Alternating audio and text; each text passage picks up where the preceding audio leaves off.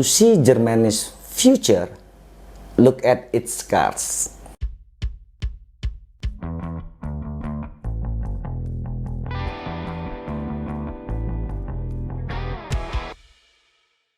Hari yang baik dan berkah bagi kita semua.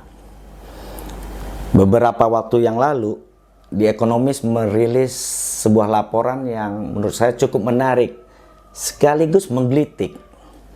Judulnya, To see Germany's future, look at its scars. Memang tidak dapat kita sangkal ya bahwa industri mobil Jerman sangatlah maju. Kita mengenal berbagai merek mobil berkelas dunia seperti Porsche, Mercedes-Benz, BMW, Audi, Volkswagen, Opel, dan sebagainya gitu. Jadi tidak salah atau tepat sekali ya saat The Economist menurunkan berita, jika ingin tahu Jerman di masa depan, maka lihat mobilnya. Top of mind dunia ketika disebut Jerman adalah industri otomotifnya. Mobil-mobil yang diproduksi oleh Jerman menjadi barometer dan parameter kondisi Jerman. Mengutip Tom Nuttall, Kepala Biro The Economist di Berlin, sektor manufaktur menyumbang sekitar 18% terhadap produk domestik brutonya Jerman. Di mana sektor otomotif dalam hal ini, produksi dan ekspor mobil memiliki kontribusi atau peran yang sangat besar dalam sektor manufaktur tersebut. Sebenarnya kalau kita perhatikan ya, tidak hanya Jerman, beberapa negara juga memiliki image atau identitas yang langsung muncul di kepala kita jika nama negara tersebut disebut. Kita sebut saja Korea. Maka kita akan langsung saat ini menyebut K-pop dan drama Korea gitu. Industri hiburan Korea memang saat ini sedang booming. Hal tersebut tidak terlepas dari gelombang Korea atau Korean Wave. Korean Wave ini meliputi kebudayaan, gaya busana, kuliner, musik, perfilman, dan pariwisata yang menjadi fenomena hampir seluruh dunia. Di antaranya adalah negara Asia Tenggara seperti Indonesia dan Singapura, Asia Timur, Asia Tengah, Amerika Serikat, dan Eropa. Ya sekarang kita lihat ya, generasi saat ini mungkin teman-teman memperhatikan atau yang sudah punya anak remaja gitu ya. Mereka sampai kita ada ketakutan kalau diserang oleh K-pop Army kalau nggak salah ya kan. Kalau berani mengkritik-kritik K-pop gitu. Kemudian sekarang kuliner Korea juga menjamur. Kalau kita lihat di berbagai kafe ataupun restoran itu kuliner dari Korea sangat digemari gitu. Bahkan makan makanan instannya, perfilmannya juga, dan pariwisatanya juga dampak dari perfilmannya itu. Karena banyak sekarang orang berwisata ke Korea untuk mengunjungi tempat-tempat syuting film-film Korea yang terkenal atau trending di dunia gitu. Nah kalau kita lihat dari sisi ekonomi, kacamata ekonomi ya, atas Korean Wave ini, Korea itu berhasil mencatat keuntungan dari pariwisatanya itu sebesar 1.765,4 juta US dollar. Dengan jumlah turis yang datang ke Korea itu sekitar 1.703.495 orang, atau sekitar 1,7 juta itu orang datang ke Korea. Kemudian tahun 2015, sektor pariwisata ini memberi kontribusi sebesar 5,1% kepada PDB Korea. Kemudian kalau kita kutip Cultural Times tahun 2015, Korean Wave ini juga berkontribusi cukup besar dalam pertumbuhan ekonomi di Korea Selatan. Tahun 2013, keuntungan yang diperoleh mencapai 9,7%. Menjadikan Korea Selatan masuk kategori kedua terbesar dalam pasar musik yang terus berkembang sampai saat ini.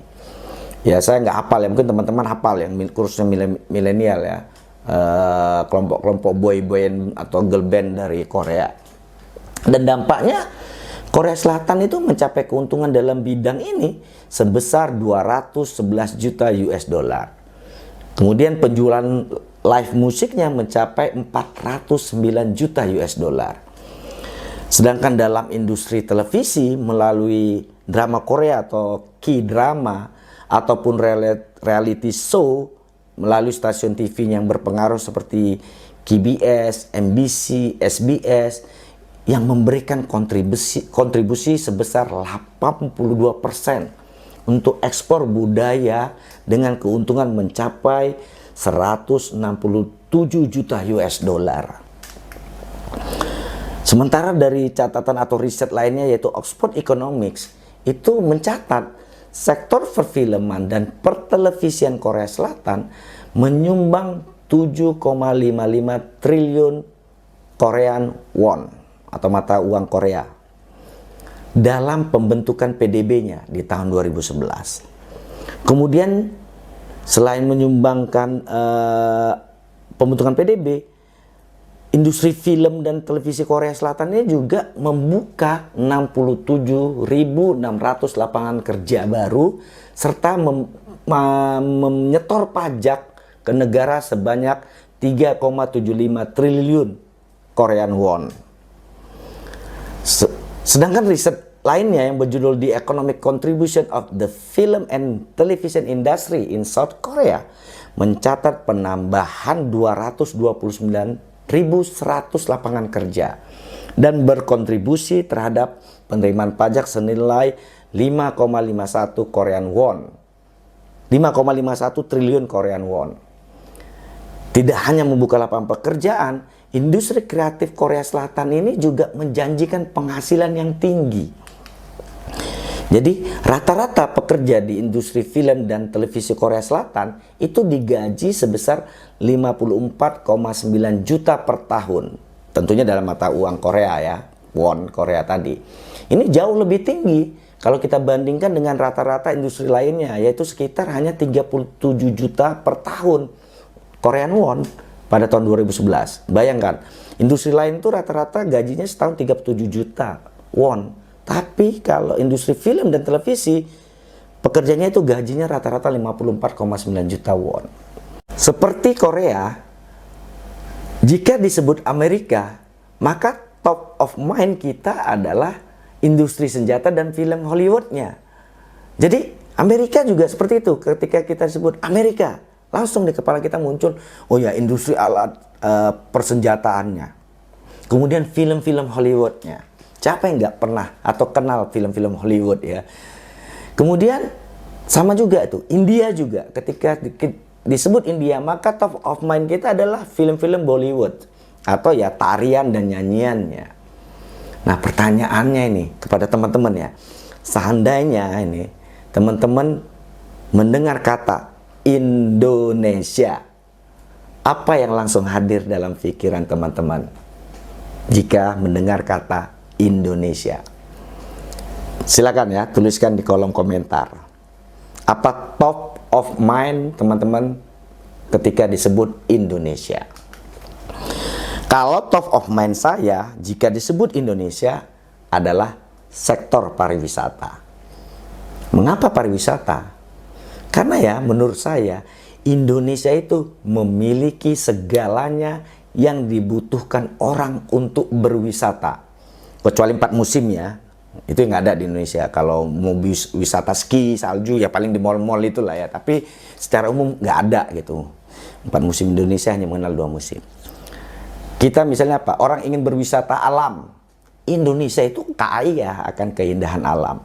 Baik keindahan alam pegunungan maupun keindahan alam perairan. Wisata air, danau, laut, pantai, sungai.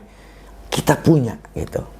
Kemudian jika ada orang pengen berwisata budaya, wah, Indonesia gudangnya. Kita tuh kaya banget dengan budaya. Catatan Kementerian Pendidikan dan Kebudayaan hingga tahun 2020 itu tercatat ada 1.239 karya budaya yang telah ditetapkan menjadi warisan budaya tak benda. Nah, apa itu warisan budaya tak benda? Jadi budaya tak benda itu meliputi seni pertunjukan, tradisi dan ekspresi lisan, adat istiadat, pengetahuan alam, kerajinan, dan perayaan-perayaan di daerah. Kemudian jika ada orang yang kalau wisata senangnya wisata kuliner, waduh, Indonesia juga jagonya. Indonesia memiliki beragam jenis kuliner yang memanjakan lidah. Dari ujung Sumatera, Aceh, kita mendengar ada apa? Kalau salah itu sayur tangkap, pisang sale dari Aceh. Masuk ke Sumatera Utara ada ikan mas. Kemudian daun ubi tumbuk. Masuk Sumatera Barat, rendang, terus sampai Papua ada papeda dan segala macamnya. Semuanya itu memanjakan lidah. Apalagi seandainya Anda, teman-teman, pengen berwisata, selain wisata alam, budaya, kuliner, teman-teman pencinta sejarah, sehingga ingin wisata sejarah, Indonesia itu dianugerahi berbagai peninggalan situs-situs bersejarah. Begitu banyak candi, peninggalan benteng-benteng zaman kolonial dulu. Kemudian peninggalan kerajaan Majapahit, Sriwijaya, Singosari, itu banyak di Indonesia. Kalau teman-teman pengen wisata sejarah, ini yang dapat mengundang wisatawan berkunjung. Kelebihan lain yang mendukung Indonesia di sektor pariwisata adalah masyarakat Indonesia itu terkenal dengan keramah tamahannya, penuh senyum, sehingga apa? Sangat tepat untuk industri hospitality seperti pariwisata.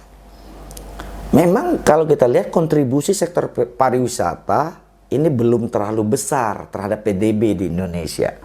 Saya coba lihat catatan Lokadata yang bersumber dari BPS.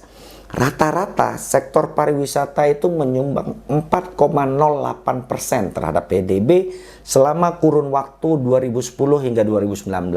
Artinya sebelum pandemi ya. Setelah pandemi tentu pas masa pandemi 2020, 2021 itu anjlok semua dunia gitu ya. Karena ada pembatasan mobilitas orang. Dan pada tahun 2019 itu kontribusi pariwisata terhadap PDB itu sebesar 4,7% gitu. Artinya sangat cukup tinggi dan berpotensi untuk kalau kita lebih fokus lagi, lebih serius lagi menggarap sektor pariwisata, ini bisa lebih tinggi kontribusinya terhadap PDB. Saya membayangkan gini, jika industri pariwisata dan industri kreatif dijadikan salah satu jangkar utama perekonomian, di mana sektor-sektor lain itu diarahkan untuk mendukung kedua industri tersebut, maka Indonesia dapat menuai pundi-pundi ekonomi. Karena kedua industri tersebut akan banyak menyerap tenaga kerja dan melibatkan banyak UMKM. Iya kan? Kalau kita lihat di daerah wisata itu, mungkin kalau hotel dan maskapai ya oke lah, itu tidak UMKM. Tapi restoran, pusat souvenir, pusat kerajinan, kemudian kuliner, itu rata-rata UMKM. Dan pariwisata ini mengundang atau menyerap tenaga kerja begitu banyak dari penerbangan, kemudian supply chain berikutnya perhotelan, driver, kemudian tempat-tempat wisata itu sendiri, itu menyerap banyak tenaga kerja. Dan kelebihan lainnya adalah Indonesia itu sudah memiliki initial endowment pariwisata yang sangat lengkap, sehingga hanya dibutuhkan sedikit polesan manajemen dan marketing untuk dioptimalisasi.